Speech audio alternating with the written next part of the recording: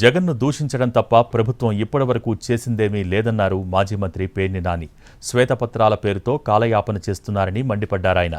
అయితే అసలు శ్వేతపత్రం అంటే ఏంటో జగన్కు తెలుసా అంటూ కౌంటర్ ఇచ్చారు టీడీపీ నేత బుద్ధా వెంకన్న. జగన్మోహన్ రెడ్డి గారిని తిడతం తప్పితే, జగన్మోహన్ రెడ్డి గారిని దూషించడం తప్పితే ఒక్క మంచి మాట లేకపోతే తను చెప్పిన ఒక్క మాటను నెరవేర్చే కార్యక్రమాన్ని కూడా శ్రీకారం చుట్టలేదు.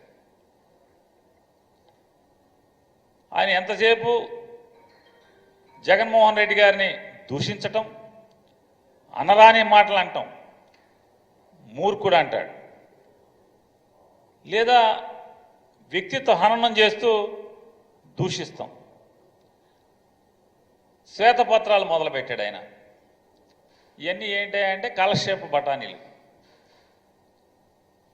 ఈ శ్వేతపత్రాలన్నీ కూడా రోజులు హరించటానికి తప్పితే, కాలక్షేపానికి తప్పితే ఈ రాష్ట్రానికి ఏమన్నా ఉపయోగపడేది ఒక్కటన్నా ఉందా? ఒక పుడింగి మాట్లాడుతున్నాడు పేర్ని నాని.